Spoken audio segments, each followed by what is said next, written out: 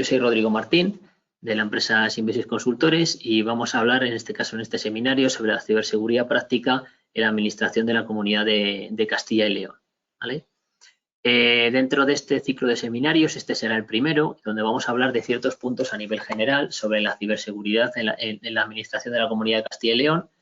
Partiremos de una primera parte de qué es, para conocer qué es la seguridad de la información y por qué es importante para nosotros, ¿de acuerdo?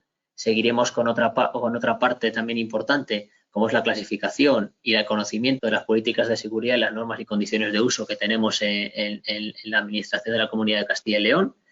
El año pasado se hizo un cambio en la política de seguridad que existe, como vamos a ver, en el mes de octubre, y vamos a conocer un poco qué nos dice esta política y en qué nos aplica, ¿no? Porque al final todos, en este caso de la administración, pues debéis de conocerla.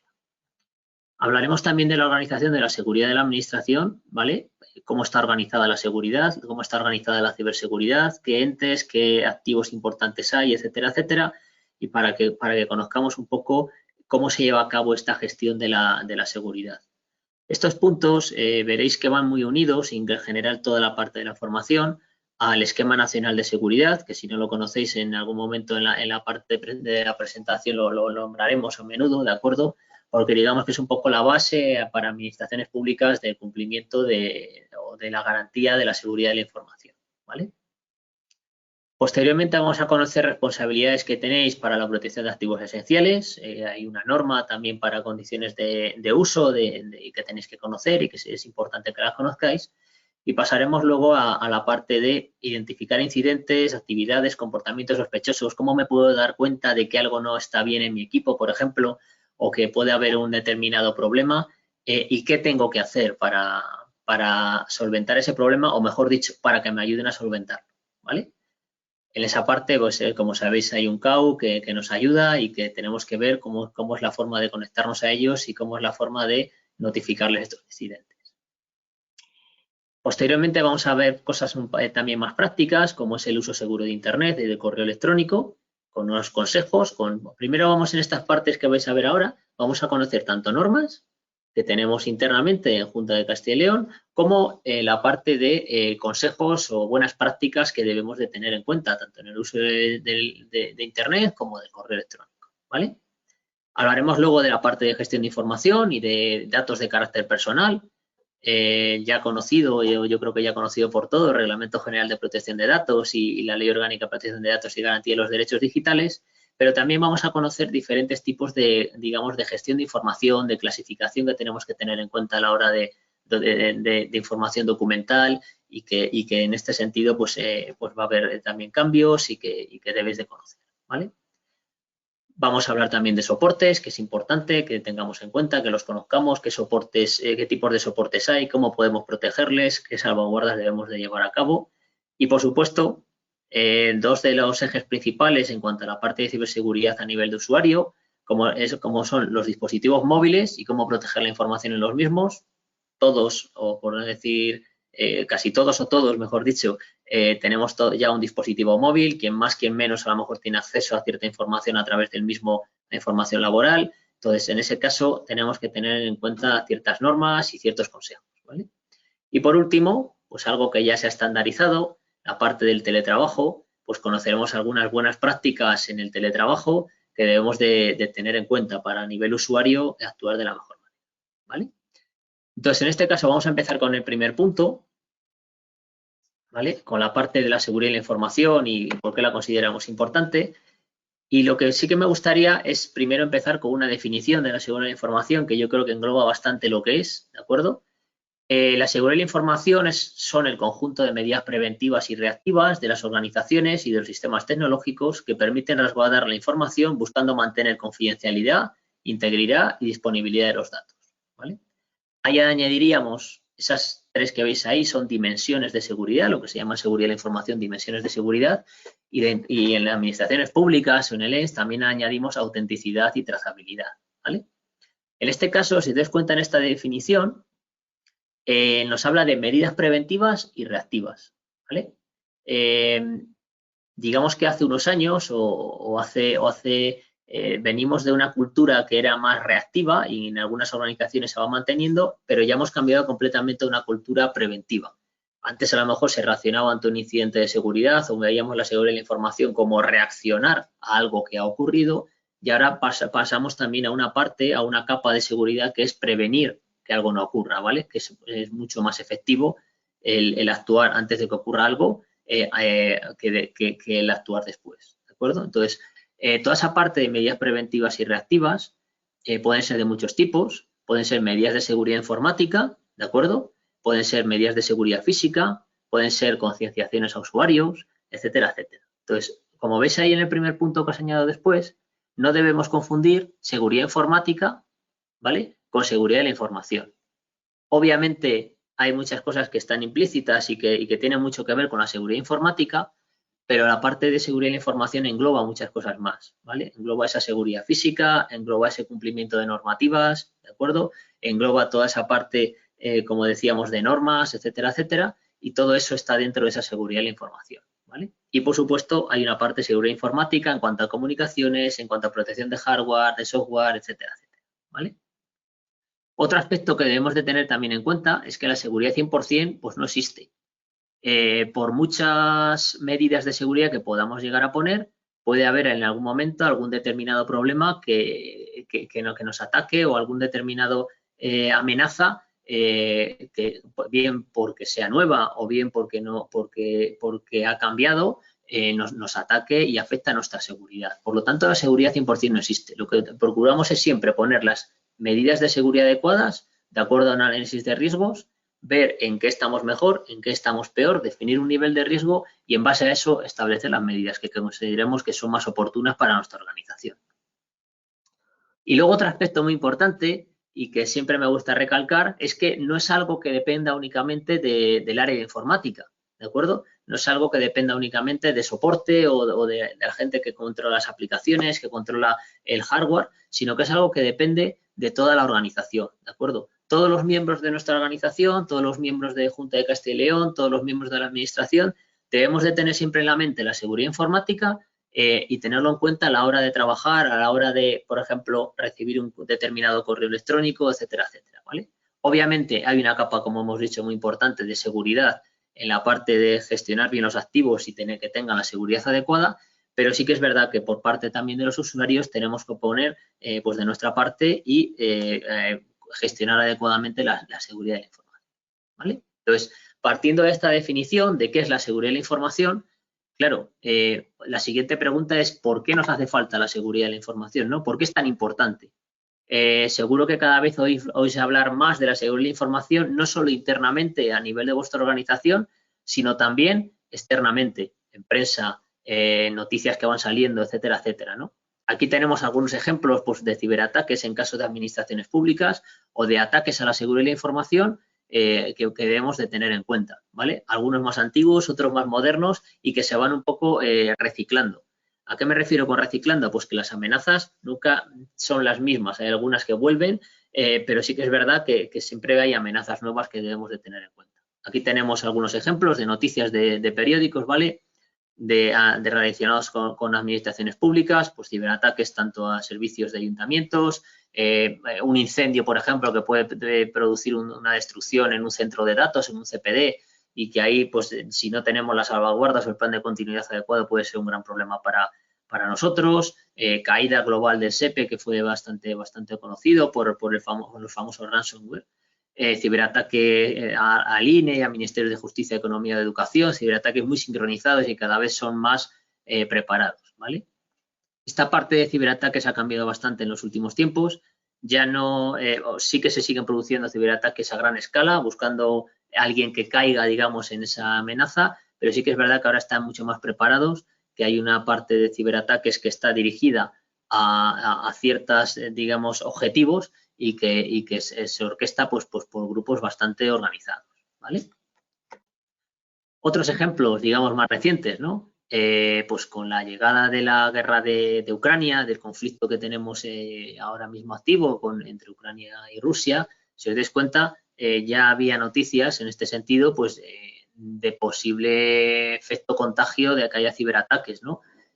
también pues, que se han subido alertas en este sentido, de que estemos mucho más atentos en cuanto pueda haber ciberataques pues, de hackers rusos o en otro sentido, y que debemos de tener cuidado, ¿no? Entonces, por eso es tan importante la seguridad de la información y que todos estemos atentos a esta seguridad de la información, no solo la parte informática, sino todos los miembros de la organización.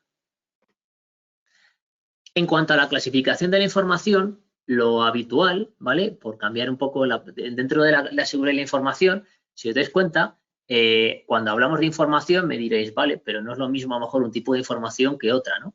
Y en eso estamos de acuerdo, ¿de acuerdo? Entonces, en esta parte sí que hay una parte importante de clasificación de la información, que en algunos casos podemos hacerlo por nivel de accesibilidad.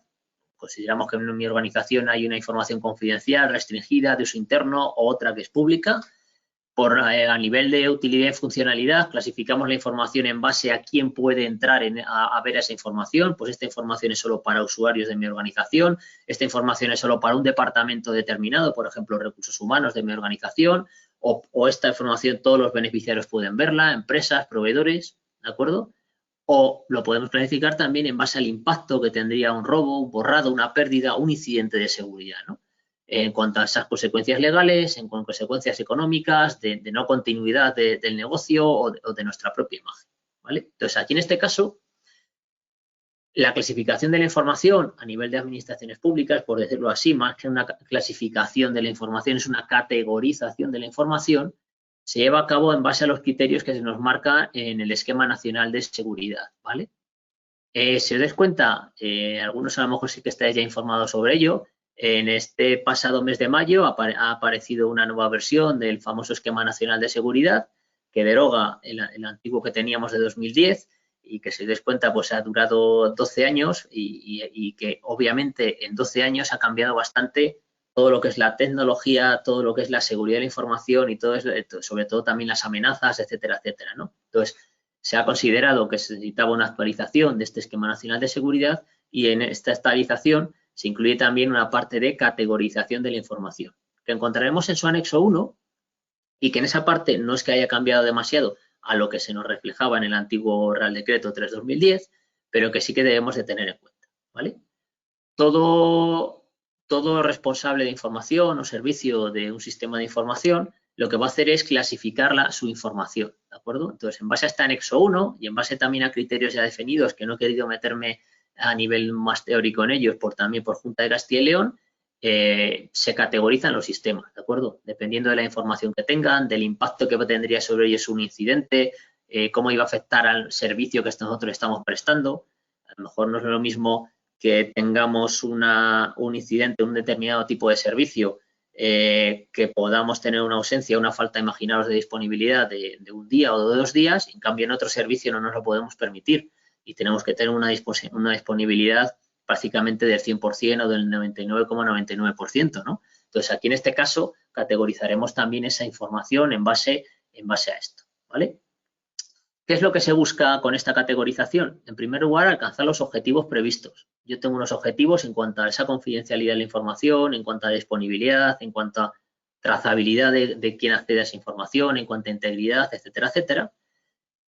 También tenemos que proteger los activos a su cargo. Yo tengo un sistema de información que tendrá hardware, tendrá software, tendrá usuarios que utilicen ese sistema de información, sus comunicaciones, ¿no? Entonces, tenemos que proteger todos esos activos que tenemos. Y garantizar la conformidad también de acuerdo al ordenamiento jurídico. Hay unas legislaciones que debemos de cumplir y que debemos ser conformes a estas legislaciones, ¿vale? ¿Cómo valoramos esta información?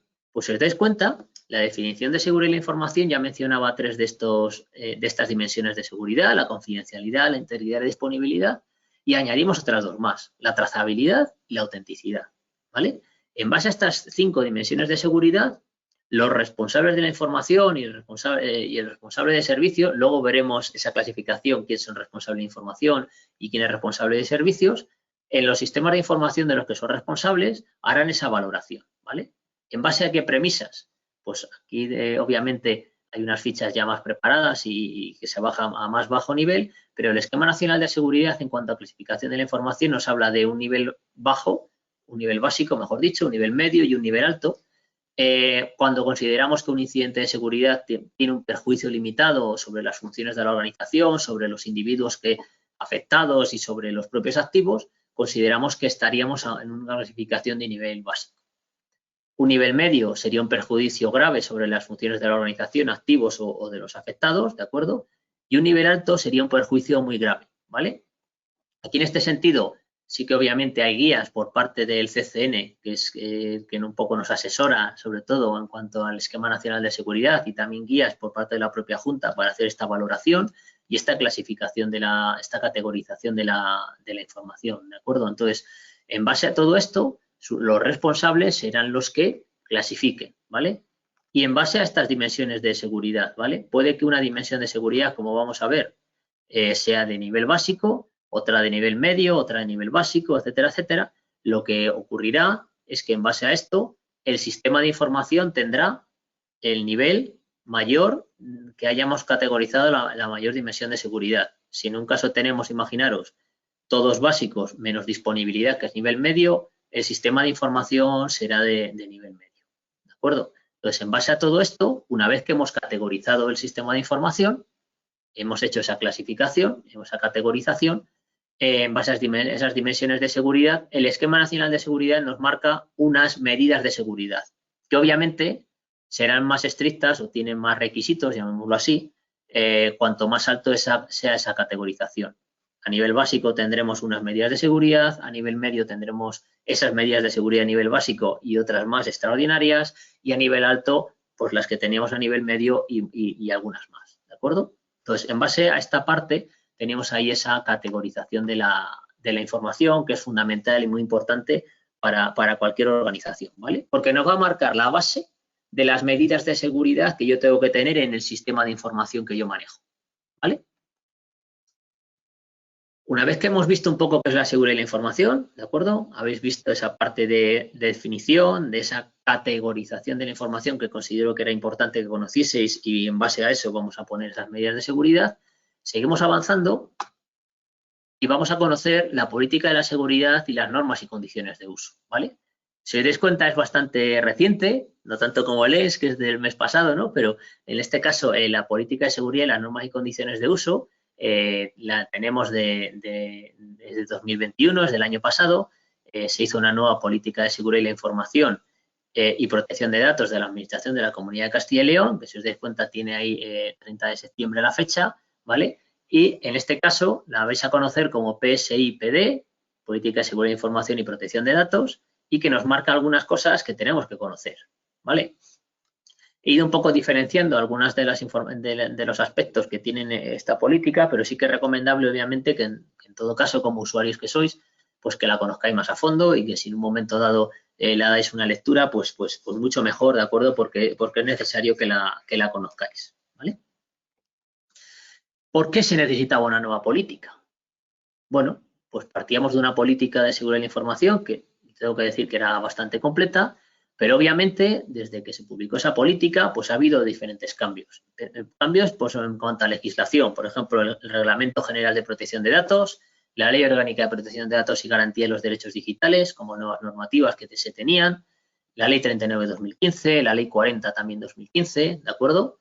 Y por supuesto, pues también el Esquema Nacional de Seguridad, que si bien se publicó posteriormente, pues ya existían borradores y ya más o menos veíamos por dónde venía ese nuevo camino del Esquema Nacional de Seguridad, ¿no? Entonces, ¿qué nos marca esta política? Pues bueno, al final necesitábamos un cambio. Dentro de la Junta de Castilla y León se integró política de seguridad de información y la política de protección de datos, porque es algo que debe de ir, también en mi opinión, bastante unido, ¿vale? ¿Cuál es el ámbito de aplicación de esta política? Lo primero, ¿a quién afecta, ¿no? A todos los sistemas de información, todas las actividades de tratamiento de datos personales también, de los que sean responsables órganos de la Administración General del Estado y órganos autónomos y entes de derecho privado cuando ejerzan potestades administrativas, ¿vale? Sin perjuicio de que estos organismos puedan aprobar pues una propia política, ¿vale? En este caso, hay ciertos organismos que forman parte de la Comunidad de Castilla y León que también tienen su propia política. Digamos que concordante con esta política general, pero que a lo mejor necesitan también una propia política suya. Os pongo el ejemplo del organismo pagador, que tiene una certificación en 27001, pues ellos también tienen su propia política también de seguridad de la información, que como os decía, es concordante completamente con esta que es a nivel general, pero que marca también otras pautas, ¿vale? ¿A quién se extiende, digamos, esta política? Pues a todo el personal, ¿vale? Que accede a sistemas de información y a la información de la Administración de la Comunidad de Castilla y León, independientemente de la relación que tenga con la Administración y de la naturaleza de la relación de esta, ¿vale? Todo el personal que accede a estos sistemas de información y a la información de la Administración de la Junta de Castilla y León deberá de aplicar o tener en cuenta que debe de cumplir con esta política, ¿vale? Afecta a toda la información, con independencia del medio que sea tratada, es decir, afecta tanto a información en papel como a información en soporte electrónico, ¿de acuerdo? Y en el soporte en el que se encuentre, y obviamente debe de ser conocida por todo el personal y afecta a toda la información independientemente del soporte, como hemos visto, ¿vale? Se os habrá dado a conocer esta política, pero sí que me parece importante y además en la formación, en el índice, creo que partimos, digamos que es un documento al más alto nivel, que es la base principal de la seguridad de la información en esta administración y por lo tanto creo que era importante que empezásemos por este documento o casi empezásemos por este documento, ¿vale? Debemos de conocerlas todos y creo que es bueno que también la añadamos a esta formación. ¿De qué parte esta política? Pues bueno, una de las partes fundamentales son principios fundamentales de esta política, ¿vale? No he querido detallar todos uno a uno, porque sí que es verdad que en este sentido, si me hubiese puesto a explicar uno a uno, ahora veremos algunos que están un poco más, que pueden estar más relacionados, os puedo explicar alguna cosa en cuanto a ellos, ¿de acuerdo? Sí que es verdad que hay varios, se os cuenta, hay bastantes principios, porque se ha unido principios relacionados con la seguridad de la información, principios relacionados con la protección de datos y se han incluido obviamente todos en esta política, ¿vale? Entonces, aquí en este sentido, uno de los aspectos que debemos de tener en cuenta, ¿vale? Es que estos principios se heredan también o digamos se tienen en cuenta de acuerdo a lo que nos dice el Esquema Nacional de Seguridad y a lo que nos dice el RGPD y la Ley Orgánica de Protección de Datos y Garantía de los Derechos Digitales, ¿vale?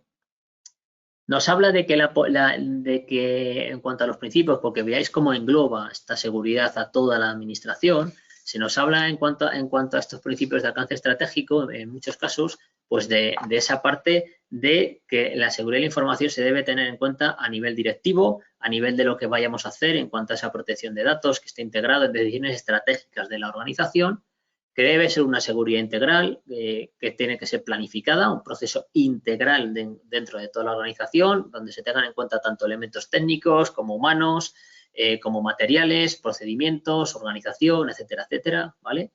Debe de abarcar todo el ciclo completo y la seguridad por defecto, un concepto muy interesante y que seguro que vais a escuchar mucho, muy a menudo, es el concepto de seguridad del diseño y por defecto y privacidad desde el diseño y por defecto, que también se menciona en el RGPD. Entonces, desde que empezamos a tratar la información o desde todas las fases del ciclo de vida del sistema de información, mejor dicho, debemos de tener en cuenta la seguridad de la información, ¿vale?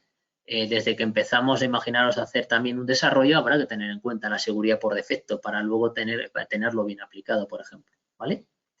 La parte de principio de gestión de riesgos, debemos de hacer una gestión de riesgos adecuada, que es esencial en el proceso de seguridad, para detectar qué problemas tenemos de seguridad, cuáles son los principales problemas y a partir de ahí hacer esa gestión y aplicar esa solución a esos problemas de seguridad, ¿vale? Proporcionalidad, medidas de protección y recuperación que sea proporcional a los costes económicos, operativos, a los potenciales riesgos. Va muy unido a la parte de gestión de riesgos que veis ahí arriba. Y es que, como hemos dicho al principio, la seguridad 100% no existe. Por lo tanto, yo cuando haga un análisis de riesgo me van a salir unos riesgos mayores, otros que quizá no sean tan mayores, pero obviamente si yo tuviese fondos ilimitados o tuviese recursos ilimitados, podría aplicar todos, ¿no? Pero como en ninguna organización es así, lo que tenemos que hacer es priorizar y ser proporcionales tanto a la operatividad como a qué riesgos tengo yo mayores y a cuáles tengo que aplicar, ¿vale? La parte de responsabilidad diferenciada en cuanto a diferenciación de responsables de la información, de responsables de servicio, de responsables de sistema, de responsables de seguridad, que luego veremos quiénes son cada uno, ¿no? Que hay esa diferenciación.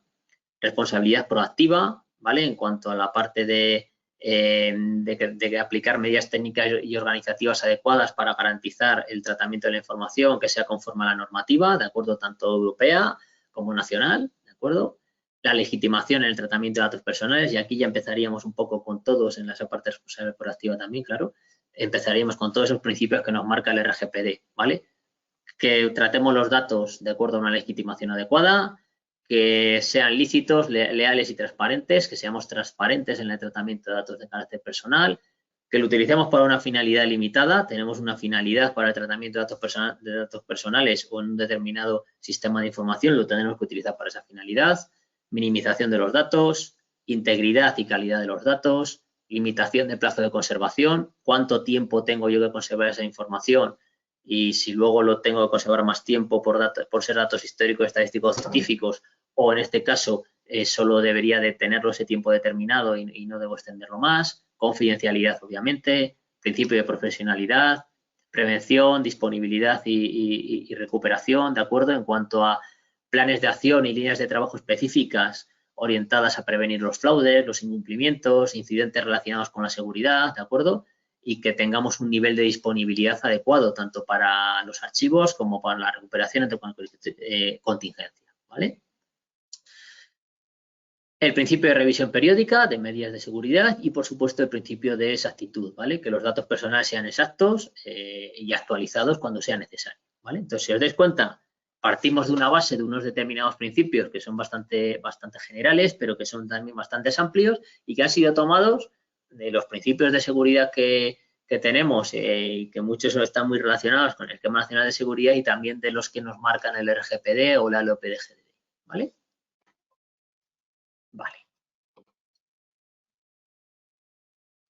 Vale, esta parte ya la hemos visto. Aquí en esta parte, en cuanto a directrices de la política de seguridad de la información y protección de datos, también se nos marcan ciertas, digamos, directrices, aparte de tener que tener una política de seguridad, también directrices en cuanto a aspectos, en cuanto a líneas de defensa, seguridad física. Si os dais cuenta, se marcan diferentes marcos, ¿vale?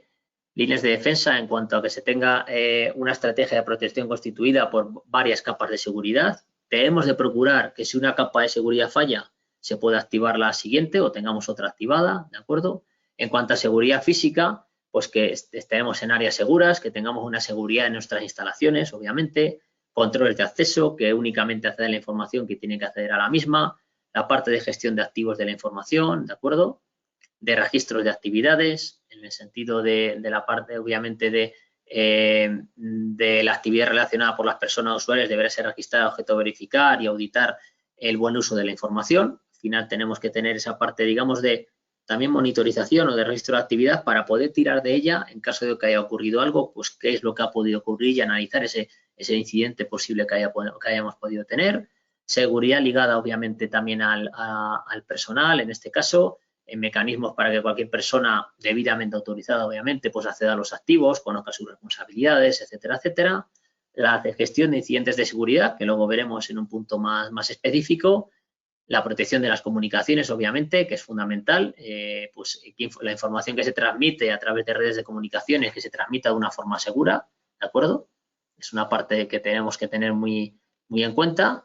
Especificaciones de seguridad en los casos que sea necesario, tanto en el desarrollo como en el mantenimiento de los sistemas, y la parte de adquisición de productos de seguridad y tecnologías de la información y de las comunicaciones, pues que de acuerdo a la categoría del sistema o al nivel de seguridad determinado, pues que busquemos productos que sean certificados, que sean seguros, ¿de acuerdo? ¿Qué nos marca también esta política de seguridad de la información y protección de datos? Y aquí uno también ya con otro tipo de normas que hay en la parte de la Junta de Castilla y León, ¿no? Digamos que partimos de una parte de legislación, que es un poco el marco que tenemos, digamos, un poco externo, ¿no? Esquema Nacional de Seguridad, RGPD, LOPDGD y otras legislaciones que nos afectan. Y posteriormente tenemos políticas, ¿vale? Que definen qué significa la seguridad de información en una organización, en este caso en la Junta de Castilla y León, normas que homogeneizan el uso de aspectos concretos, indican el uso correcto y las responsabilidades y que son obligatorias para todos, ¿vale? Vamos a tener unas determinadas normas que vamos a conocer, procedimientos generales, desarrollo de normas con aspectos que sean de aplicación transversal y sea obligatorio, que cuelgan también un poco de esas normas. Imaginaos unos procedimientos más específicos. Procedimientos operativos de seguridad con tareas concretas, indicando qué hacer en cada caso paso a paso y en el día a día, ¿vale? Y luego vamos a tener también una parte que quizá no sean normas, que son las soft law, que se llaman, ¿no? Son recomendaciones, pero que en algún momento dado pueden tener responsabilidades. Todos habéis recibido a lo mejor alguna vez buenas prácticas por correo electrónico o algún tipo de aviso o algún tipo de sensibilización, pues aquí estaría en esta parte de ese tipo de recomendaciones, ¿no? Entonces, para distinguir sobre todo la política la estamos viendo y obviamente puede haber otras muchas políticas que van a ser un poco a nivel más general, ¿de acuerdo? Vamos a tener luego unas normas y os voy a poner un ejemplo. En cuanto al tema de incidentes de seguridad, por ejemplo, vamos a tener una norma de gestión de incidentes de seguridad a nivel genérico, luego un procedimiento de cómo gestionar concretamente un incidente de seguridad, pasos a llevar a cabo, etcétera, etcétera, y luego procedimientos operativos de seguridad. Existen procedimientos operativos de seguridad, por ejemplo, de cada tipo de incidente. Si yo tengo un incidente en Junta de Castilla y León que es un determinado malware, ¿cómo tengo que actuar? Si tengo un incidente que imaginamos es un ransomware, ¿cómo tengo que actuar? Si es una suplantación de identidad, ¿cómo tengo que actuar? ¿De acuerdo? Entonces, digamos que ahí se diferencian un poco ese tipo de clasificación, ¿vale? Esto, como veis, lleva bastante trabajo porque obviamente hay que elaborar todas estas normas, todos estos procedimientos, las guías, los procedimientos operativos y que en muchos casos también obviamente sean aprobadas, ¿vale? Pero sí que es verdad que se parte ya de que ya había cosas hechas. Se ha cambiado un poco esa nomenclatura de NOR, PRO, POS y sí que me ha parecido interesante el dejaros aquí porque a lo mejor en un momento dado accedéis a algún tipo de política, de norma o de procedimiento general, procedimiento operativo y lo veis con otro tipo de estructura, en vez de norm, que sea una N o un norm, ¿vale? Pues para que conozcáis que, bueno, se están obviamente reformando y renovando, pero que también siguen vigentes, aunque estén con otro tipo de, digamos, de estructura, ¿no? Entonces, aquí, como veis, pues se nombran de una determinada manera, ¿vale? Muy atentos y se os irán dando a conocer, algunas ya han sido publicadas y ya deberían de darse a conocer, obviamente, de muchas normas que existen dentro de Junta de Castilla y León y sobre todo tenéis que conocer por la que más os afecta, ¿vale? ¿Qué más nos habla esta política de seguridad de información y protección de datos? Pues nos habla de la gestión de riesgos, ¿vale? Ya os habéis dado cuenta que había ahí una parte que ya hemos hablado sobre esa parte de gestión de riesgos, del uso de los medios digitales, del uso adecuado de los medios digitales, ¿vale? De las auditorías de seguridad periódicas, de la inspección, de que tenemos unas auditorías de seguridad periódicas y de que revisemos que está todo adecuadamente, ¿vale? De los registros de actividades de tratamiento, obviamente, de acuerdo a la normativa de protección de datos, tenemos que tener un registro de actividad de tratamiento actualizados. De la parte de notificación de violaciones de seguridad de datos personales, cómo debo de llevar a cabo esa notificación cuando hay un incidente de seguridad que ha afectado a datos personales, bien sean internos o externos de los propios usuarios, ¿vale? Cómo debo yo de llevar a cabo esa violación de seguridad de datos personales y obviamente esa obligación que nos marca el RGPD de notificarse a la Agencia Española de Protección de Datos en un plazo máximo de 72 horas, ¿no? Nos marca también esta política esa obligación de formación y de concienciación para los usuarios y que debemos mantenernos actualizados y también nos marca unas obligaciones del personal, ¿vale? No he querido entrar en todas, pero sí que me ha parecido interesante que vayamos a esta parte de obligaciones del personal, ¿vale? ¿Cuáles se marcan en esta política? Vais a ver cómo, de acuerdo al desarrollo de esta parte de normas, de procedimientos y de procedimientos operativos de seguridad, va a haber muchas más otras obligaciones también o aspectos a tener en cuenta, mejor dicho, ¿vale? Pero dentro de la política se marcan algunas que yo he puesto aquí como si fuesen los mandamientos y que debemos de tener siempre en cuenta, ¿vale? Todo el personal de la administración que tenga acceso a datos personales, en este caso, debe colaborar en la implementación de la política y cumplir con lo que se marcan los instrumentos que la desarrollan, ¿vale? Y hay unos determinados obligaciones, digamos, ya establecidas en esta política que se nos marcan y que son estos que veis aquí, ¿vale? Solo deberemos acceder a datos personales cuando se tenga autorización y a la información que necesitamos para llevar a cabo nuestras tareas asignadas, ¿vale? Al final, todos vamos a tener, digamos, un perfil, una información a la que debo de acceder por el desempeño de mi trabajo, pues debemos de acceder únicamente a ese tipo de información, ¿vale? Todo esto obviamente va a estar definido en cuanto al acceso por perfiles, está definido, pero sí que debemos de tenerlo en cuenta, porque en un momento dado a lo mejor accedemos a una información que ya no necesitamos, pues que lo tengamos en cuenta, incluso lo notifiquemos. Oye, estaba accediendo a esto, pero mi perfil ha cambiado y ya no lo necesito. Se suele hacer, se suele obviamente cambiar y se actúa de una forma más automática, pero para que lo tengamos en cuenta, ¿vale? El deber de confidencialidad con la información que se trata. Obviamente este deber de confidencialidad debemos de guardarlo, pero aquí se refleja y yo creo que es un buen criterio que debemos de guardar el deber de la confidencialidad, ese deber de secreto, con toda la información que tratamos en nuestra organización y en nuestro desempeño laboral, ¿vale? No se divulgarán contraseñas de acceso a los sistemas y aplicaciones informáticas que contengan datos de carácter personal, muy importante, ¿de acuerdo? Luego hablaremos de esta parte de contraseñas, pero aquí cada vez pues está siendo también un poco, entre comillas, más estricto a nivel también de legislación, ¿de acuerdo? Entonces, toda esa parte de contraseñas de acceso, de cambios de periódicos de contraseñas que en algunos casos tenemos que hacer, todo eso debemos de tenerlo en cuenta y sobre todo nuestra contraseña es única.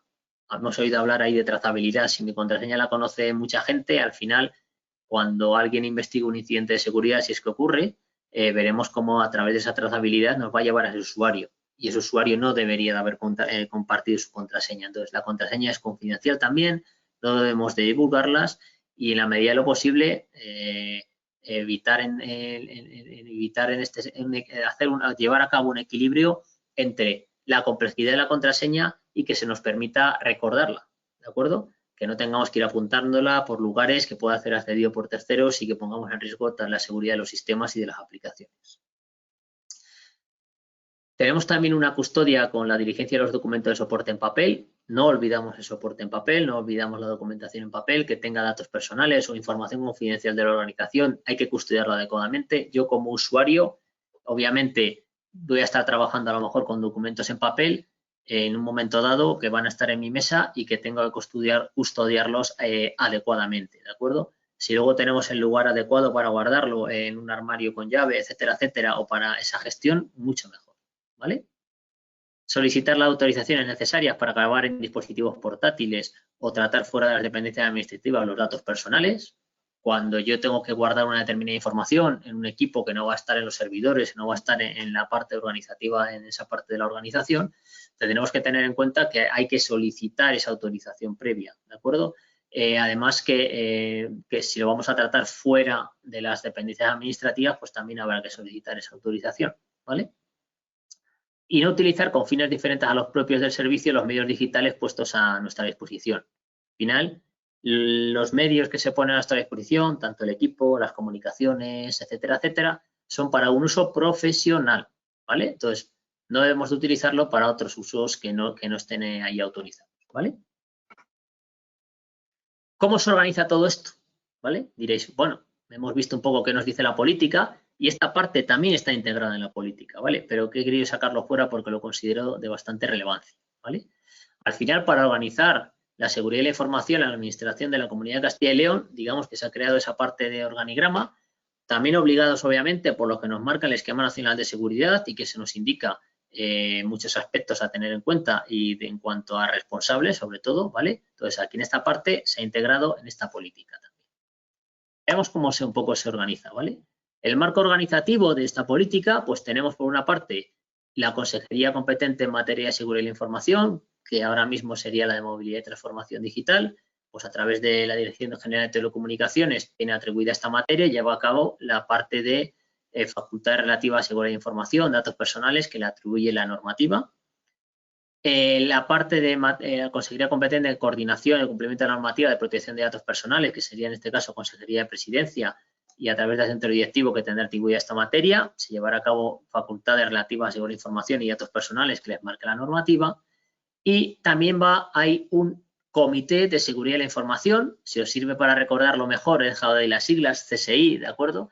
Que me parecía interesante, Comité de Seguridad de la Información, que es un órgano colegiado, ¿vale? Que es de impulso, seguimiento, coordinación interna en materia de seguridad de información en el ámbito de la Administración de la Comunidad de Castilla y León y que, ¿qué es lo que va a hacer? Pues promover la divulgación de la política, velar por la disponibilidad de recursos necesarios, coordinar la seguridad de la información, coordinar a los responsables y cooperar con otras administraciones públicas, hacer un resumen un poco de esas responsabilidades que se tienen, ¿vale?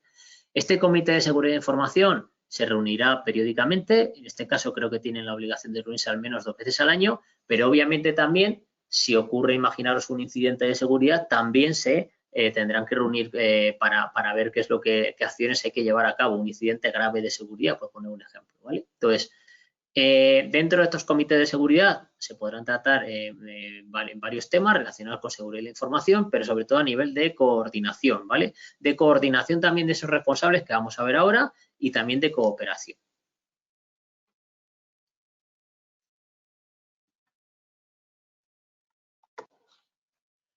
¿Qué responsables voy a tener en este marco organizativo en el que tenemos en este caso? ¿Vale? En este caso, los responsables que yo voy a tener, vamos a tener un responsable de información y servicios de los sistemas de información, ¿vale? Como veis ahí, son los responsables en el ámbito de sus competencias de esa parte de la información y que tienen que velar por una adecuada gestión de la seguridad de la información, decidir sobre la finalidad, el uso y el contenido, ¿de acuerdo?, de la información, qué niveles y medidas de protección se tienen que aplicar, ¿vale? Aprobar las medidas técnicas y organizativas necesarias, responsabilidades de protección de datos asociadas, etcétera, etcétera, ¿vale? Si os dais cuenta, ese será uno de los responsables que yo voy a tener. Responsable del servicio, ¿vale? Al final tengo un servicio, el jefe de servicio van a ser esos responsables y van a determinar qué características y requisitos de seguridad de información en el ámbito de aplicación mediante valoración de los servicios de categorización que hemos visto antes, determinarán qué características y qué requisitos de seguridad de información yo necesito en ese servicio, ¿vale? Responsable de seguridad, ¿vale? Pues el responsable de seguridad tendrá que, una de sus funciones es promover la seguridad de la información manejada, adoptar las medidas de seguridad necesarias determinadas por los responsables de información y servicios. Al final, estos deciden que debe haber unos determinados niveles y unas determinadas medidas de seguridad, pues el responsable de seguridad tendrá que intentar aplicar estas medidas o adoptar esas medidas, ¿de acuerdo? Impulsar normas de seguridad de la información, lo que ya hemos visto antes. Si en un momento dado un responsable de seguridad considera que debería haber una norma de seguridad en algún aspecto, pues tendremos que lo podrá impulsar. Aprobar la declaración de aplicabilidad, que son los controles que se nos marca el esquema nacional de seguridad en base a la categorización que hayamos hecho. Habrá una declaración de aplicabilidad y tendrá que ser revisada. Determinar criterios de acceso, comunicar violaciones de seguridad, adoptar medidas de mejora, auditorías periódicas, validar procedimientos operativos, etcétera, etcétera, ¿vale? ¿Qué más responsables tendremos? Responsable de sistema, ¿vale? Hay que diferenciar siempre de responsable de seguridad, ¿de acuerdo? ¿Qué van a hacer? Pues a un nivel mucho más operativo, implementar, gestionar y mantener medidas de seguridad en los sistemas de información, informar anomalías en las normas y los procedimientos, notificantes, monitorizar el estado de seguridad del sistema y, en un momento dado, también el responsable del sistema podrá proponer al resto de responsables, imaginaros una suspensión del tratamiento de la información o de la prestación de servicio, ¿vale? Si ve que hay un incidente de seguridad muy grave y hay que parar un determinado sistema o suspenderlo hasta que se solucione, pues lo tendrá que proponer y se deberá de estudiar.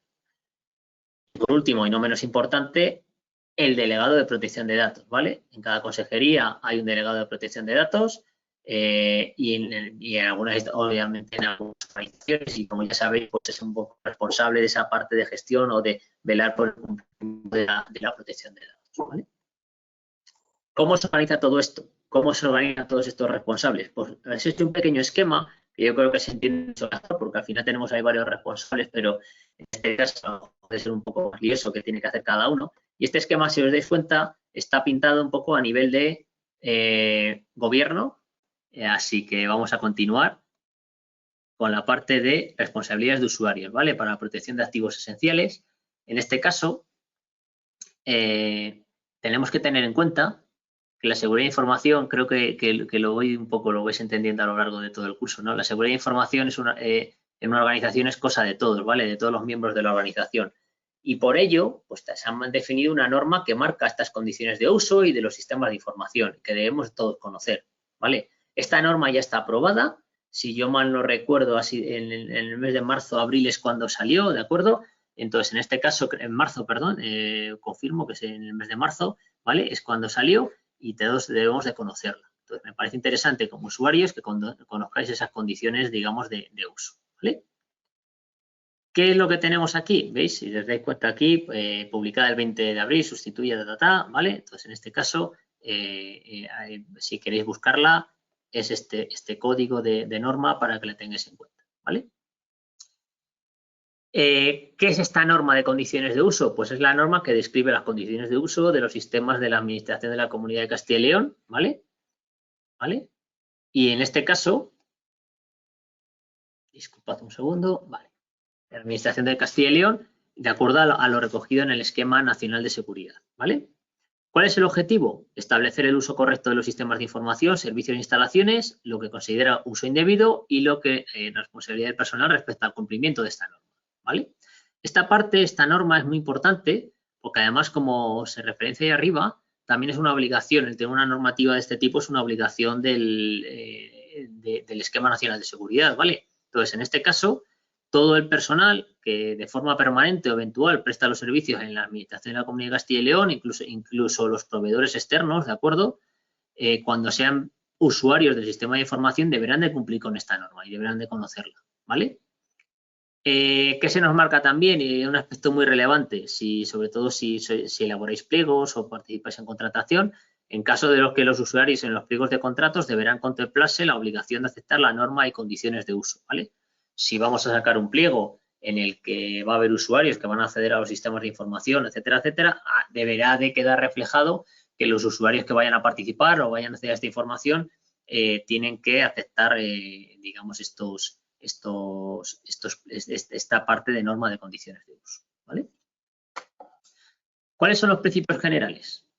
Pues la Administración debe de proporcionar recursos informáticos y servicios de comunicaciones necesarios para la realización de las tareas asignadas, ¿de acuerdo?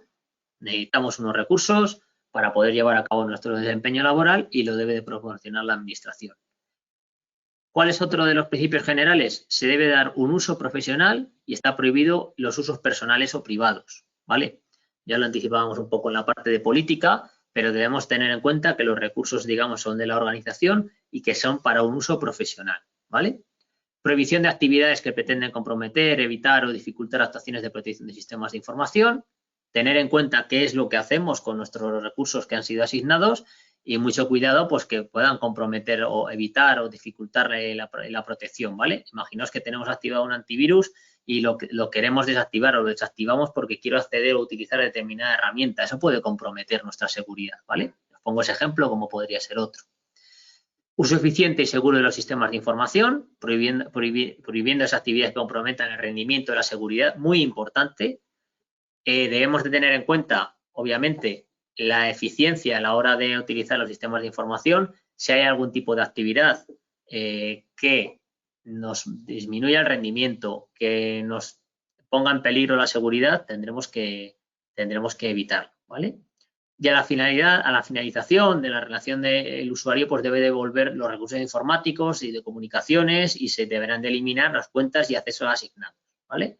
Si yo tenía una cuenta, se le da a eliminar una vez que ha terminado mi relación con la administración, ¿de acuerdo? Y obviamente debe de devolver esos recursos informáticos que se me hayan proporcionado. Confidencialidad de la información. Acceso a la información necesaria para el desempeño de las funciones de usuarios y con una autorización previa, ¿de acuerdo? El uso de información debe de ser únicamente en cumplimiento de las funciones encomendadas, ¿de acuerdo? No debemos utilizar la información para otras finalidades o por otras funciones no relacionadas con la que se nos ha encomendado.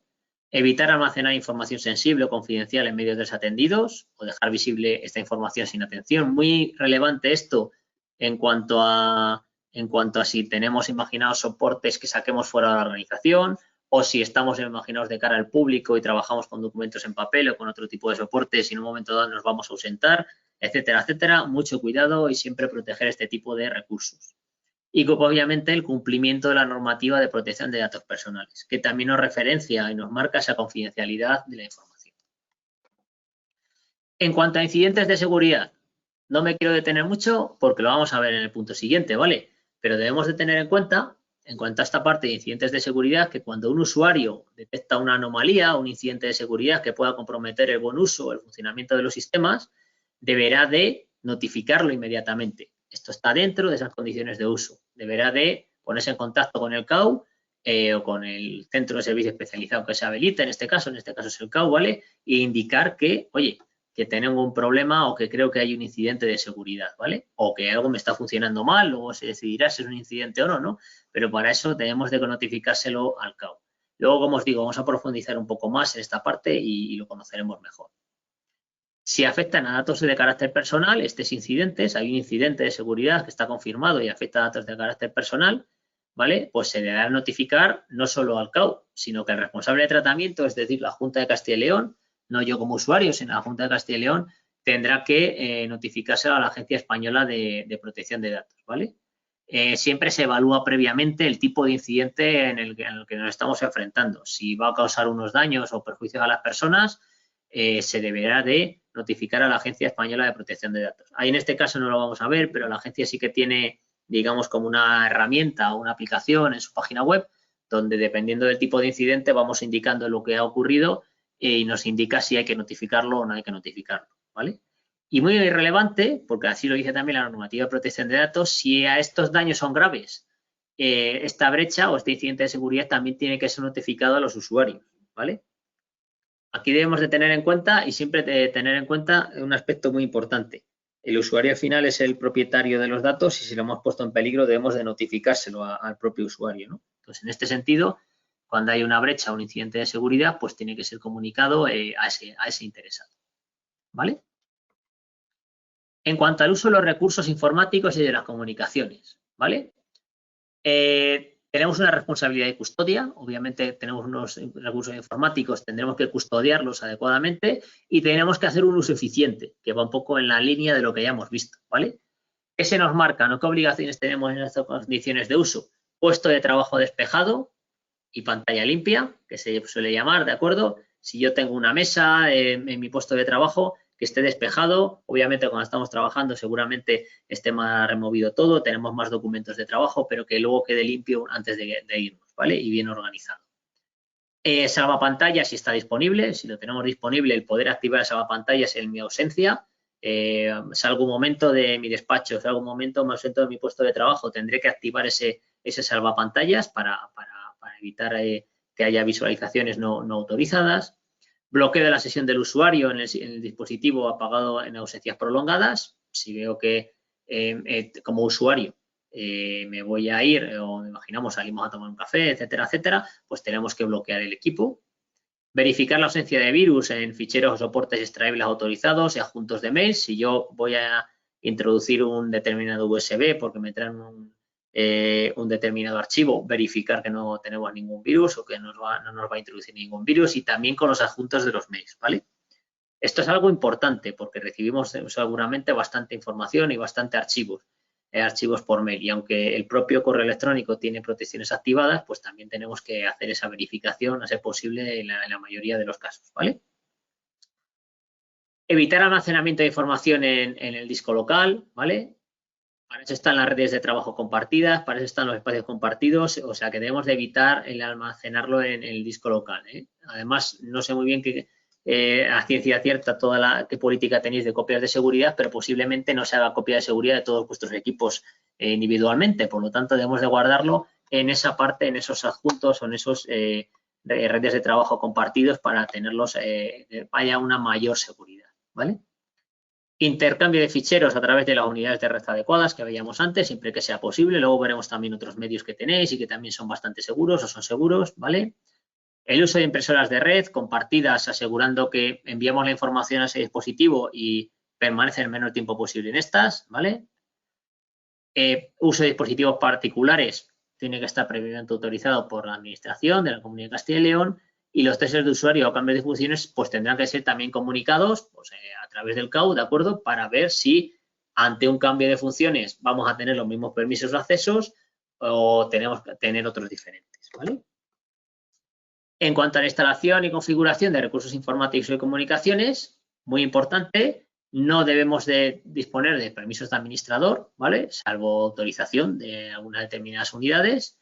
El personal autorizado para instalar y desinstalar el software habrá un personal determinado para ello y con ellos nos debemos de poner en contacto cuando tengamos alguna necesidad para que se estudie y se pueda instalar, ¿vale?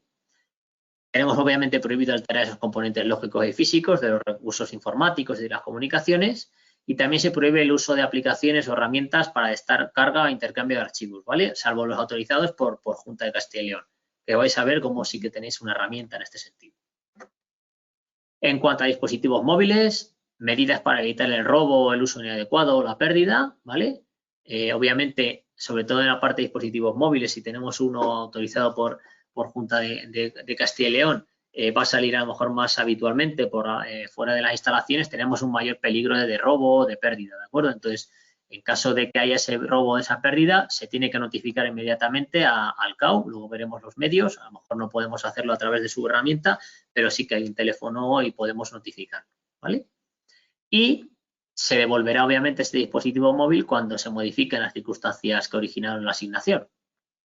Cuanto a autenticación y acceso, por regla general solo va a haber una única cuenta personal y transferible con un usuario y una contraseña. Puede haber usuarios con más privilegios que tengan alguna cuenta con perfiles diferentes, ¿no? Pero por regla general va a ser así. Se debe custodiar adecuadamente las credenciales y está prohibido el uso de credenciales ajenas, unido a lo que decía la política. Si os dais cuenta, muy importante, se le da relevancia tanto en la política como en las condiciones de uso. El uso de la parte de contraseñas.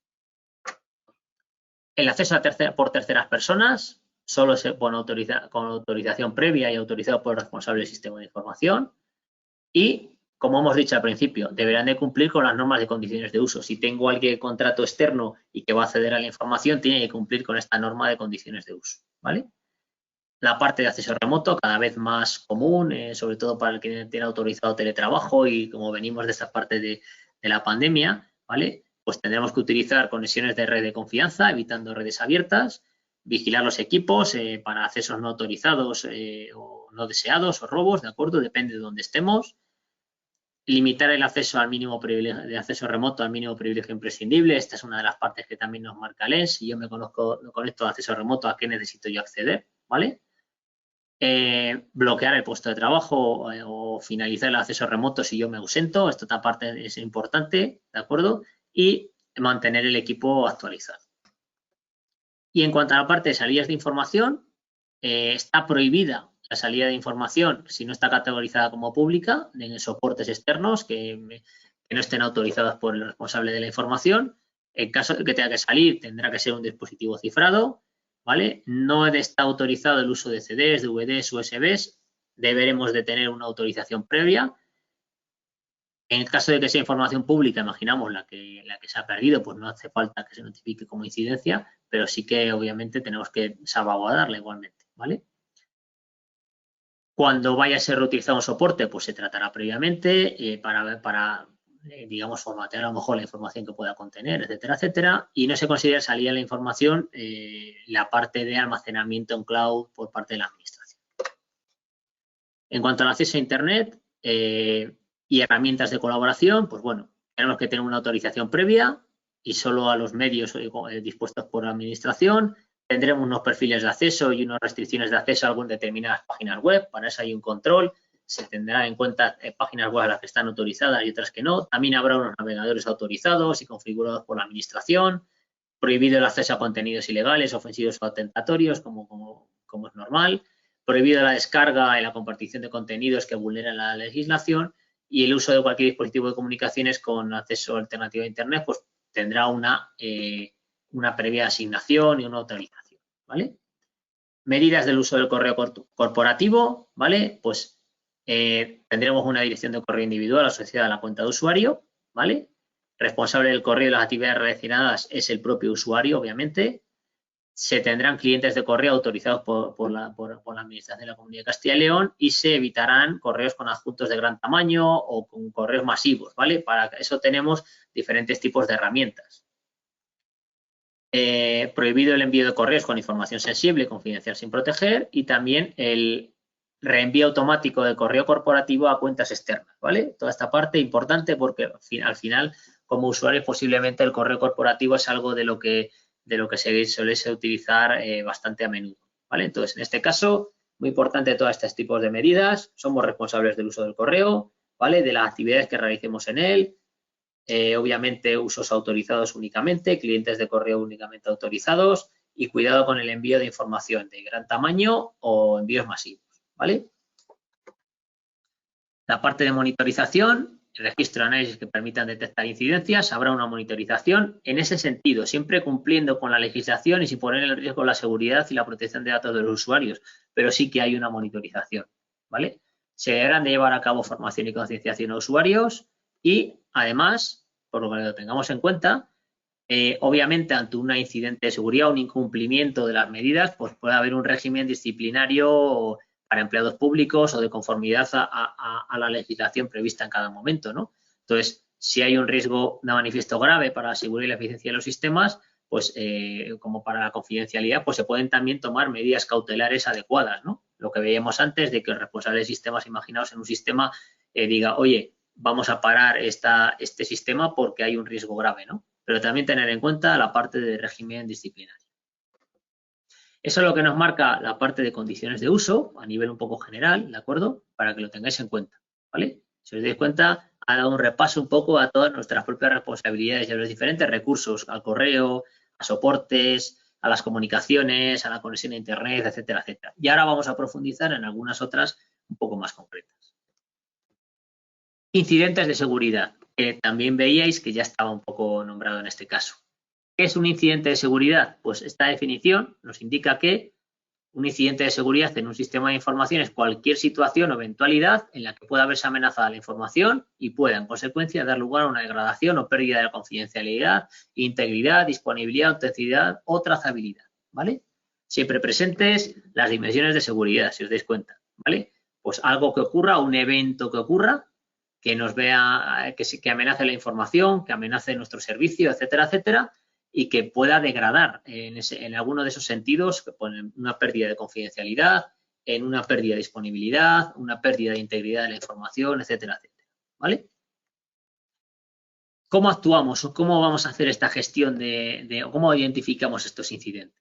Bueno, aquí en este caso hay una guía, como veis aquí, la de gestión de incidentes de seguridad para usuarios, que sí que os recomiendo, si estáis bastante interesados, que la conozcáis más a fondo, que nos marca qué no es un incidente de seguridad y qué sí lo es, ¿de acuerdo? Entonces, en cuanto a qué no es un incidente de seguridad, si yo detecto un spam, por ejemplo, un correo no deseado, que esté marcado, que se vea con una gramática burda, etcétera, etcétera, pues lo eliminaremos y lo bloquearemos, pero a lo mejor no hace falta notificárselo al CAU, ¿vale? Se reciben correos sospechosos de un remitente conocido, ¿vale? Pues se informará al remitente, oye, estoy recibiendo este tipo de correos, que no sé si eres tú o no eres tú, pero puede ser un problema, ¿vale? Destrucción de dispositivo cifrado con datos de los que hay copia, ¿de acuerdo? Pues se informará igualmente al responsable de tratamiento y tendremos que indicarle, oye, he perdido, imaginaos, un USB con este tipo de información o he perdido un portátil con este tipo de información que estaba ahí guardada, pero estaba cifrado. Muy importante la parte de cifrado porque se tiene muy en cuenta también por la Agencia Española de Protección de Datos en cuanto a las pérdidas de dispositivos, obviamente, y de información, ¿no? La parte del antivirus, a veces a lo mejor nos puede llegar un poco a asustar porque vemos que el antivirus ha realizado una serie de tareas que a lo mejor no requieren mayor atención, salvo un reinicio, por poner un ejemplo, pues bueno, eso no es un incidente, sino que se está actualizando a lo mejor la base de antivirus, etcétera, etcétera. Y fallo en una aplicación, ¿vale? No es una parte de seguridad, luego se analizará si puede haber algo detrás, ¿no? Pero se genera petición de esa aplicación en el CAU y no como seguridad. En cambio, ¿qué sí es un incidente? Pues la parte de correo spam o basura, si se ha respondido adjuntando datos, se ha hecho caso, etcétera, etcétera. Aparte de esa parte también de phishing, que nos llega una información y hemos caído en esa trampa que nos marcan, ¿no? Y hemos introducido información. Entonces, aquí en este caso tendremos que notificarlo. La parte de que los contactos nos informen, imaginaros, como hemos visto ahí arriba, pero al revés, que los contactos nos informen de que están recibiendo correos sin ser conscientes de los mismos, ¿de acuerdo? Pues habrá que notificárselo al remitente, ¿de acuerdo? Visualización del propio correo en la lista pública externa de la Administración de la Comunidad de Castilla y León. Si vemos algún tipo de correo nuestro, oye, hay una lista pública y aquí está nuestro correo, luego vamos a una herramienta muy interesante, pues también habrá que notificarlo. Dispositivo de puesto de usuario se comporta de una forma errática. Ahora vamos a ver esta parte, ¿no? Vemos que funciona mal nuestro dispositivo, que va más lento de lo normal, etcétera, etcétera. Pues puede haber que generar una petición porque puede haber un malware por detrás. Cifrado de archivos, muy importante. Ahí lo veremos. Si vemos que se nos están cifrando archivos y documentos o de un equipo o de una área de red, puede que estemos ante un ataque de ransomware. Entonces, aquí no solo es notificar o llevar a cabo esa petición, sino que tenemos también que desconectar rápidamente el cable de red. Pérdidas de dispositivos, también sería un incidente. Préstamos sin estar obviamente también cifrados, etcétera, etcétera. Préstamo entre empleados o uso de credenciales ajenas, etcétera, etcétera. O imposibilidad de una actualización del antivirus, ¿vale? Entonces, todo eso lo deberemos de notificar. ¿Cómo se detectan los incidentes? Pues os vais a dar cuenta como esa parte de notificación de incidentes, digamos que tiene diferentes formas de detectarse dentro de Junta de Castilla y León. Por una parte, automatizadamente, con servicios de alerta temprana, hay sondas instaladas dentro de la red de Junta de Castilla y León, como como el SAT de Sara, de INED, otro interno, ¿de acuerdo? O a través de notificación de usuarios. Vosotros también podéis colaborar ante una identificación de incidentes, ¿vale?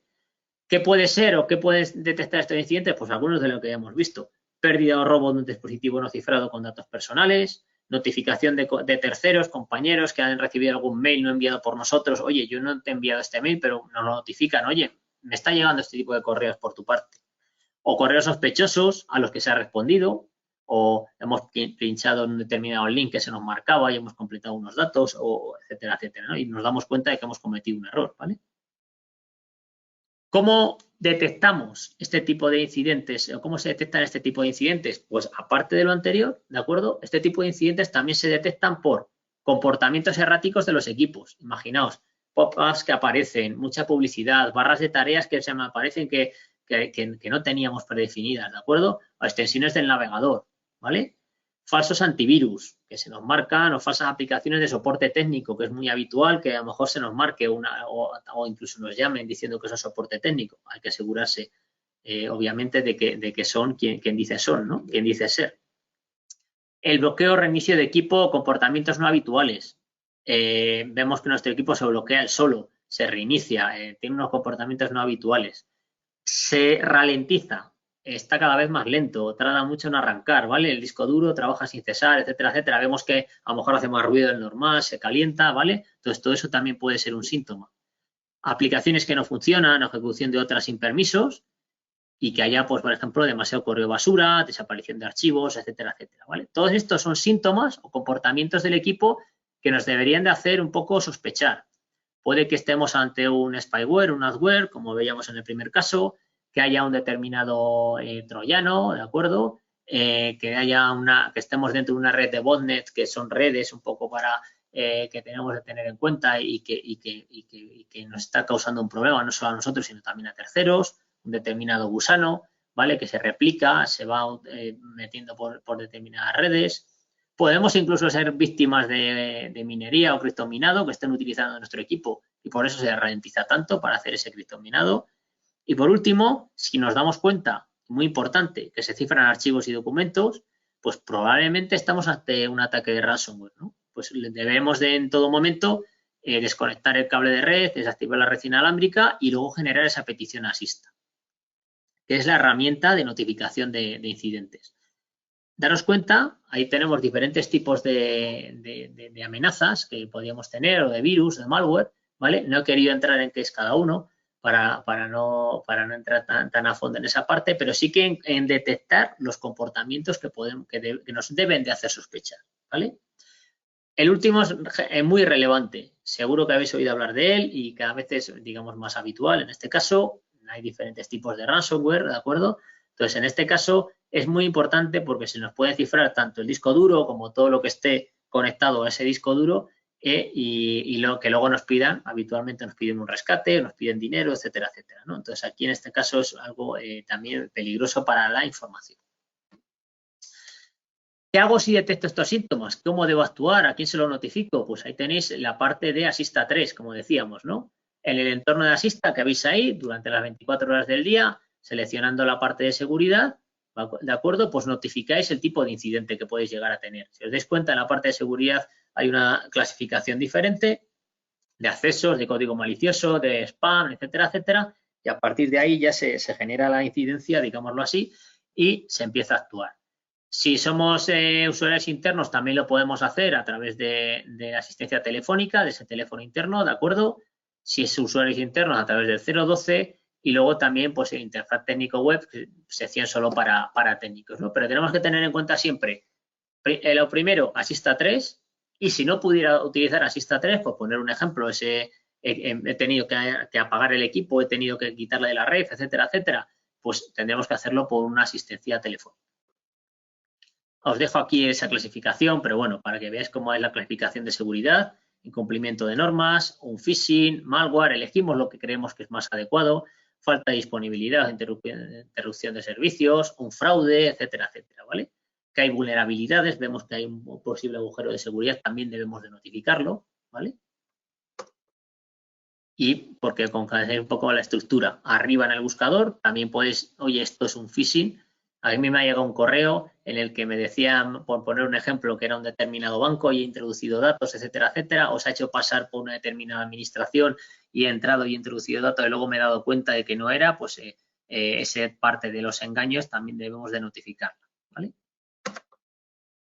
Y esta parte, que quizás no es tanto para nivel usuarios, pero sí que me ha parecido interesante que la conocieseis, ¿de acuerdo? Porque sí que me parece relevante. Al final, dentro de Junta de Castilla y León se tiene una gestión de ciclo de vida de incidentes, ¿vale? Una preparación, una parte de identificación, de despliegue, etcétera, etcétera, de estar preparados ante un incidente, pues de tener ese CAU, ese equipo de respuesta a incidentes, de la parte de sondas de detección automática, una parte de detección, análisis e identificación, desde que se detectan, se analiza ese problema y se identifica cuál es, ¿vale? La parte de posterior contención, de mitigación y de recuperación de ese incidente, ¿qué hago yo para solucionar ese incidente? ¿De acuerdo? En base a la peligrosidad actuaremos de una manera o de otra, qué acciones voy a marcar para ver qué impacto ha tenido y, obviamente, todas estas fases tienen que ser adecuadamente documentadas, ¿vale? El CAU lo documenta para ver un poco qué es lo que ha ocurrido.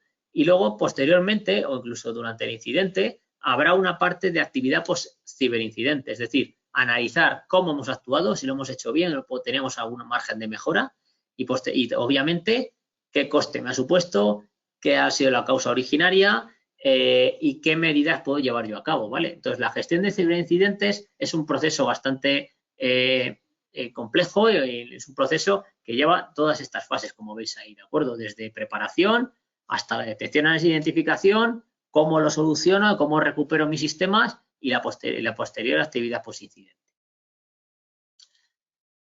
¿Qué consejos os doy para prevenir brechas de seguridad? Pues obviamente toda la parte de credenciales corporativas no debéis de utilizarla en otros servicios no laborales, ¿vale? Si yo tengo un correo y una contraseña o un usuario y una contraseña, procurad que no sean el mismo para temas no laborales, ¿vale?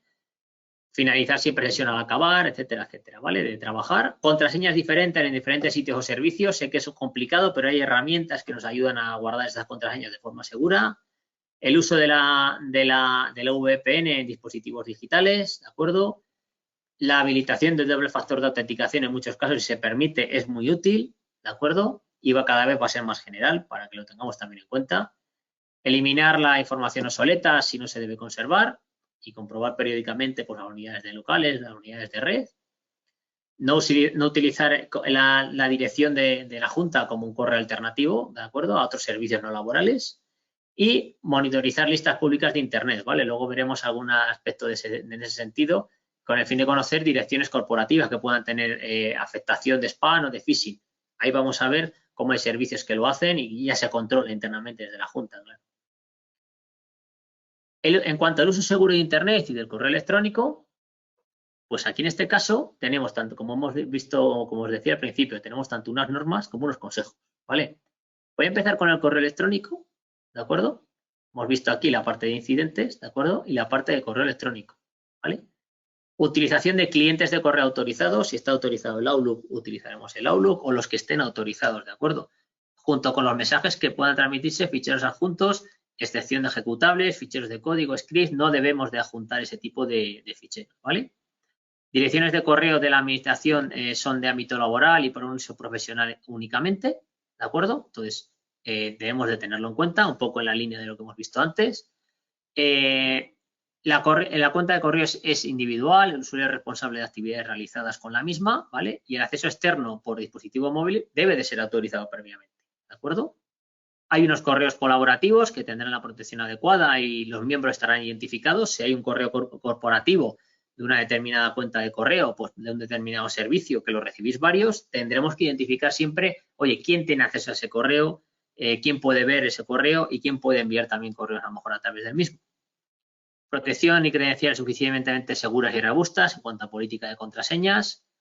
Recepción y envío de información sensible o confidencial con mecanismos de protección adecuados. Si tenemos de clasificación, pues un cifrado adecuado. Y evitar el almacenamiento excesivo de correos y cumplimiento de los periodos de retención, ¿vale?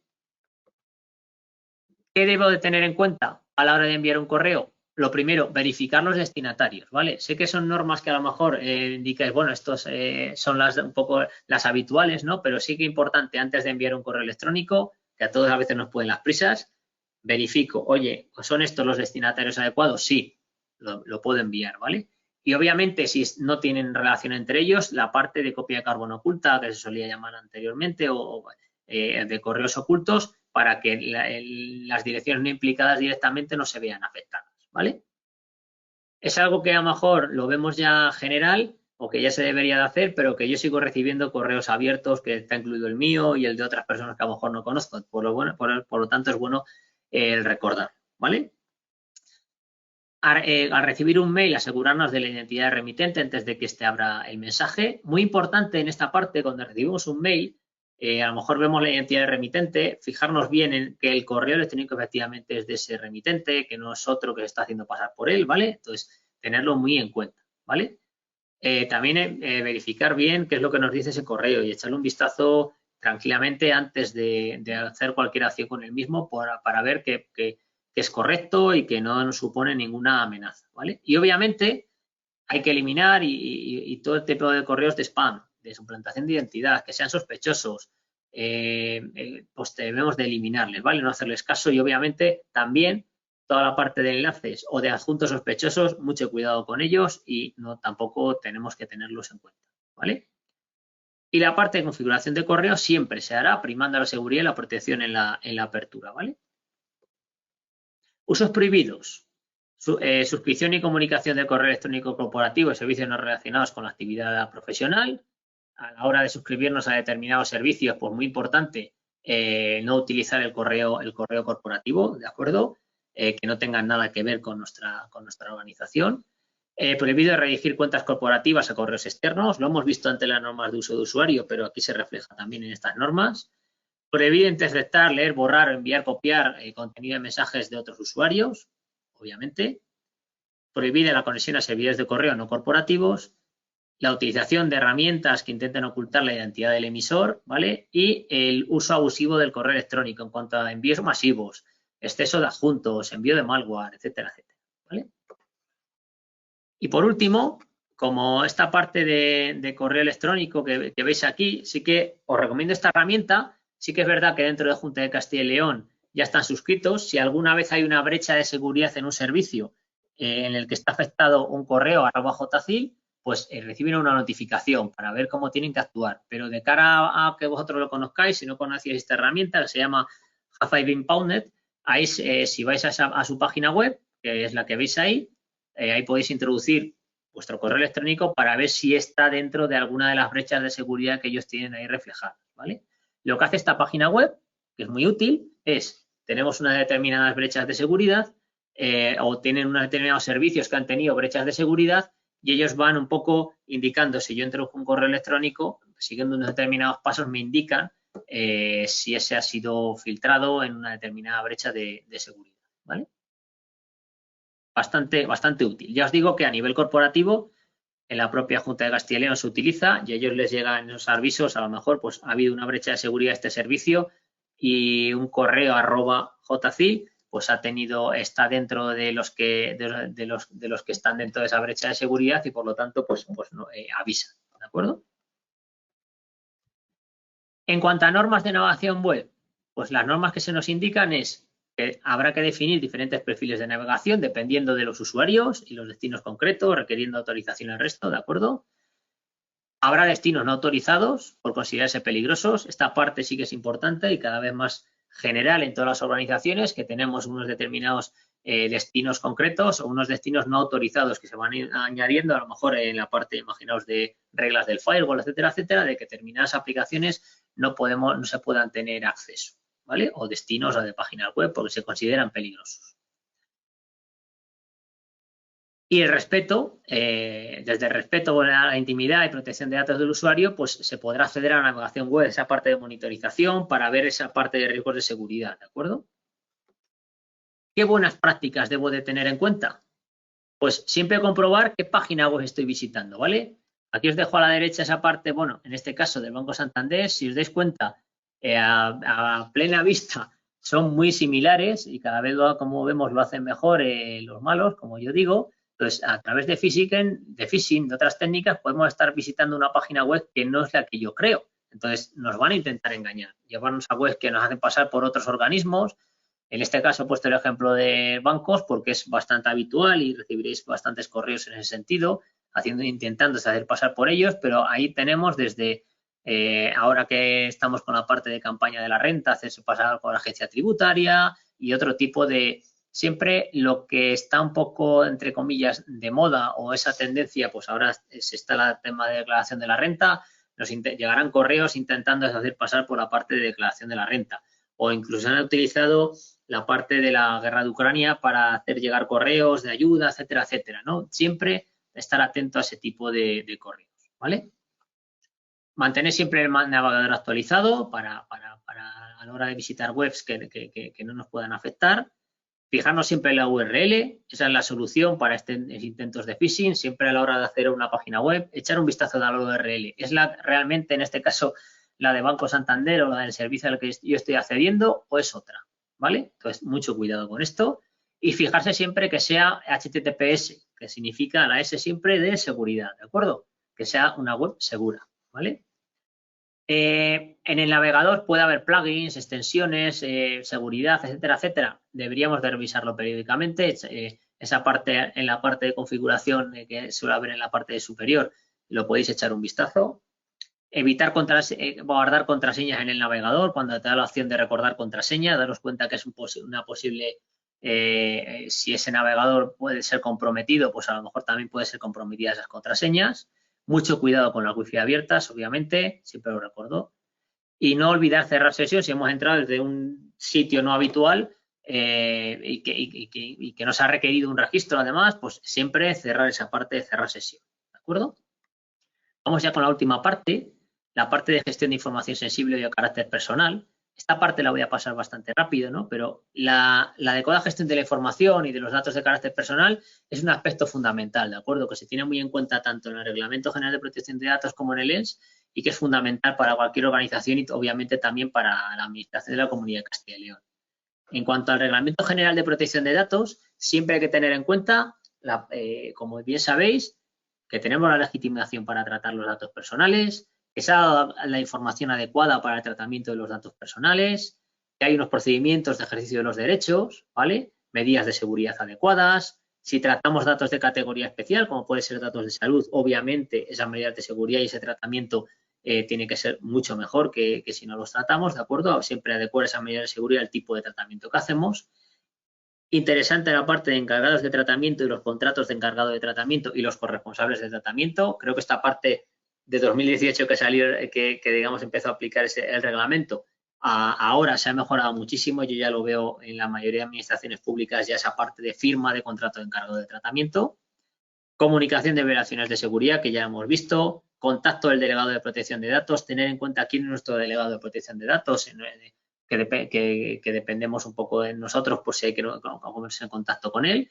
Y luego la parte de evaluaciones de impacto, de transparencia internacional, ¿vale? Entonces, todos como usuarios debemos de cumplir con esa legislación en materia de protección de datos a nuestro nivel. Pero sobre todo teniendo, como digo yo, el chip activado de decir, oye, estoy tratando estos datos de carácter personal, ¿tienen las medidas de seguridad adecuadas? O los voy a extraer, imaginaros, en un determinado soporte y no debería.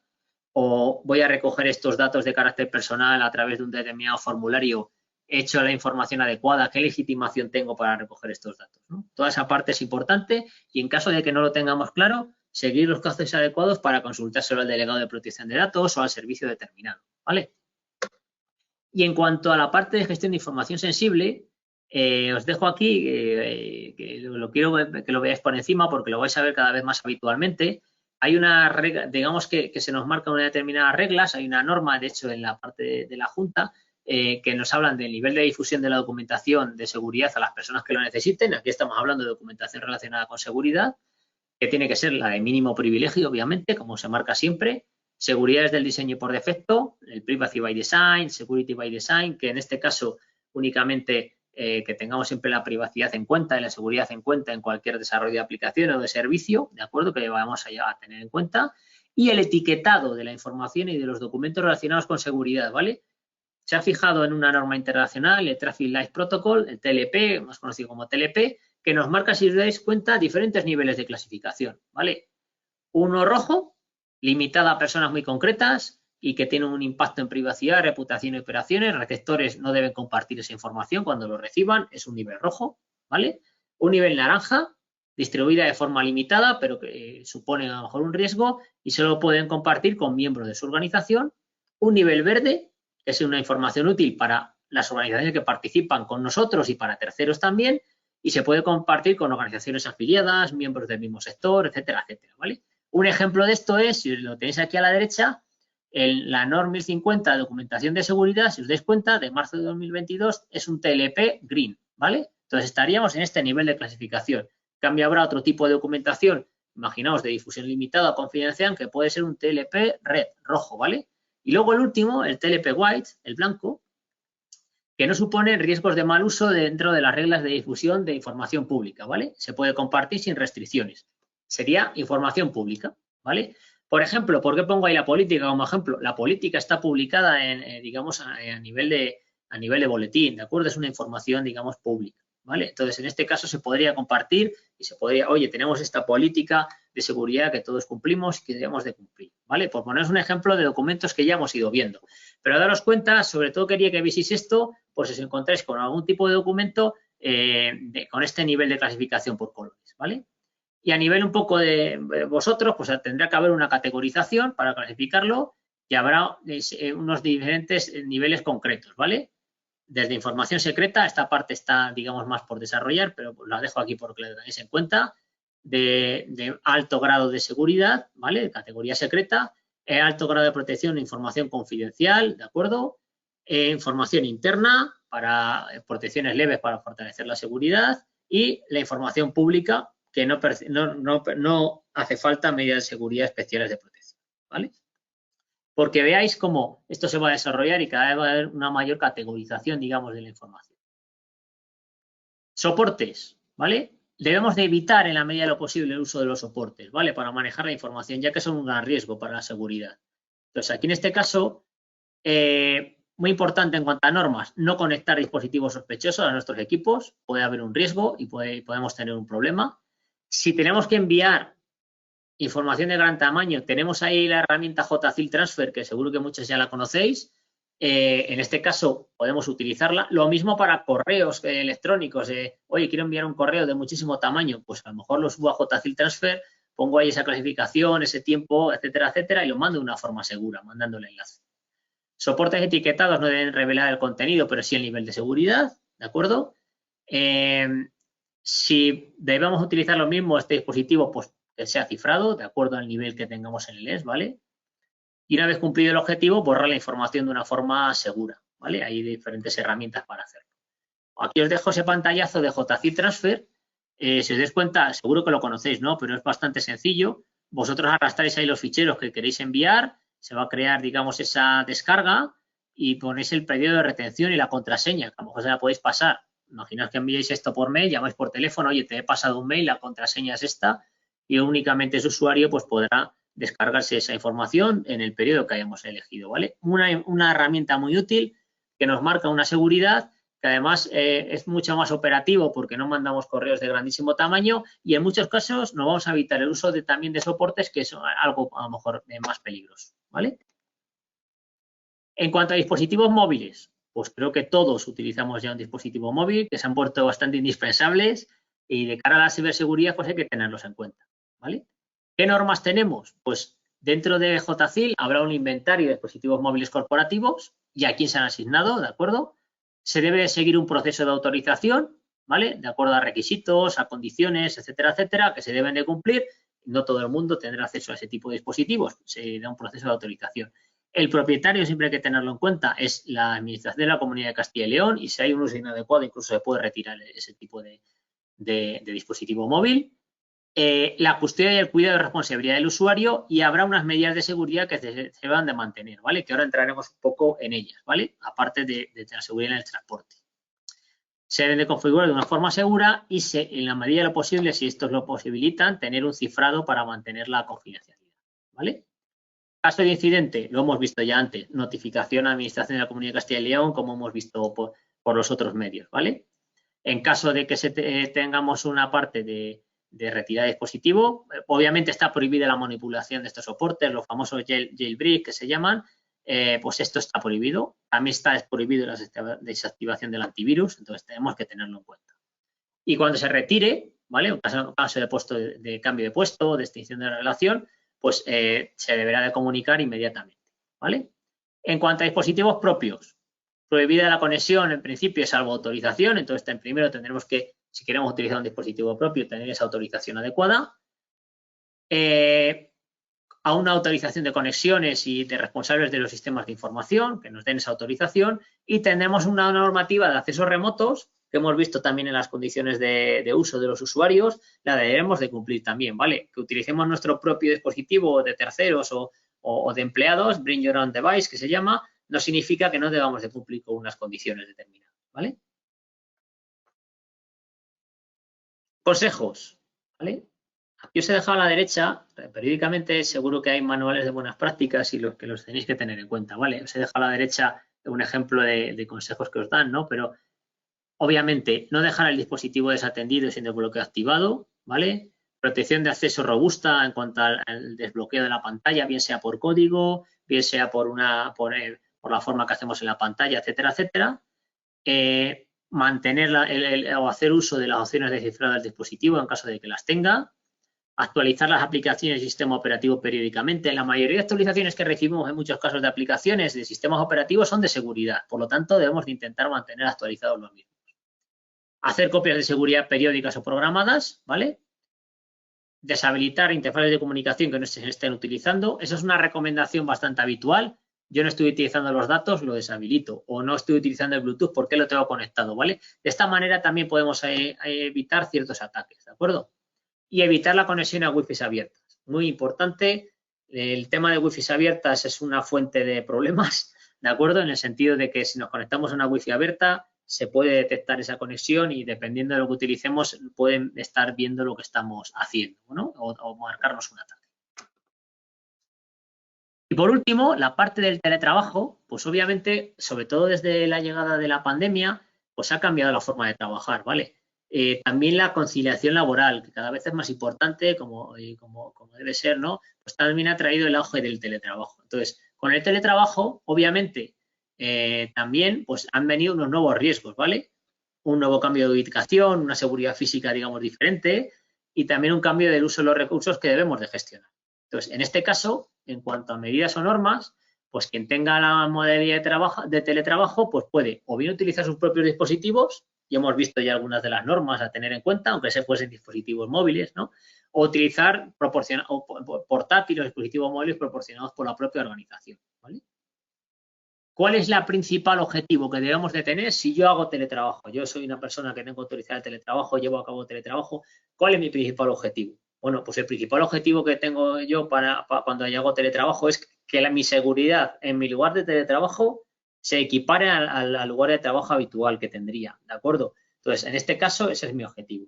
Para ello tengo que tener que cuidar tres partes sobre todo importantes. Hay muchas, ¿no? Pero principalmente tres, os quiero referenciar tres. El entorno de trabajo, esa parte de seguridad física, la seguridad de las comunicaciones y la seguridad de los equipos, ¿vale? Entonces, aquí en este caso, un entorno adecuado para llevar a cabo el teletrabajo. Lo recomendable es que tengamos un lugar que nos proporcione tranquilidad para hacer el trabajo adecuado, pero también que sea un lugar, digamos, seguro, ¿no? Que no sea, obviamente, estamos en la mayoría de los casos vamos a estar en nuestro hogar, pero tener en cuenta que tenemos que tener esa seguridad física, que nadie acceda a estos equipos que estamos utilizando en el trabajo mientras lo estamos utilizando y que con accesos autorizados, ¿de acuerdo? Y también mucho cuidado con la información en papel, que en un momento dado podemos tener en el ámbito laboral, en nuestro propio entorno de trabajo, del teletrabajo. Procurar actualizar la clave Wi-Fi periódicamente y utilizar contraseñas robustas. Esto hagáis teletrabajo o no, por favor, hacerlo periódicamente, en actualizar el tema de la Wi-Fi. Si estamos en un lugar público, extremar las medidas de seguridad, evitar conexionarnos a redes públicas, etcétera, etcétera, y no dejar los equipos abandonados o desatendidos, ¿vale? Conexiones seguras, siempre utilizar el acceso que se nos marca desde Junta de Castilla y León para conectarnos. En muchos casos nos van a marcar este acceso por un doble factor de autenticación o certificado DNI electrónico y procurar no guardar información en local, como veíamos antes, sino guardarlo en el lugar donde debemos de tenerlo guardado dentro de los servidores de Junta de Castilla y León. Y por último, a nivel de tu equipo, y también obviamente este también es un consejo no solo para teletrabajo, sino para otro tipo de, para nuestros propios equipos, ¿no? Actualizar el sistema operativo, utilizar un antivirus, ¿de acuerdo? Siempre viene bien y nos va a garantizar, no nos va a garantizar la seguridad, pero nos va a ayudar en la seguridad de nuestros equipos. Hacer una navegación segura y sana, ¿de acuerdo? Visitar las páginas web que necesitemos, pero que sean páginas web seguras, siempre asegurarnos esa parte de navegación que hemos visto, esos consejos básicos. Evitar conectar USBs que no tenga, en los que no tengas confianza. Oye, tengo un USB, no sé de dónde ha salido, etcétera, etcétera. Cerrar todas las sesiones abiertas en los servicios utilizados. Si yo estoy utilizando mis determinados servicios, termino mi desempeño laboral, cierro todas las sesiones y me desconecto, ¿de acuerdo? Y eliminar periódicamente la parte de información temporal, ¿vale? No sé si os pasa a vosotros, a mí sí que me pasa, tiendo a guardar muchísima información que luego no utilizo. Entonces me tengo que proponer que de vez en cuando me pongo a revisar papelera, descargas, etcétera, etcétera, para eliminar toda esa información que tengo ahí guardada que nunca voy a consultar y que no me es necesaria, ¿vale? Estupendo. Pues muchísimas gracias, Rodrigo. Muchísimas gracias a todas, Gracias a a todos. vosotros. Y por supuesto, feliz verano. Nos vemos a la vuelta. Hasta luego. Hasta luego. Gracias.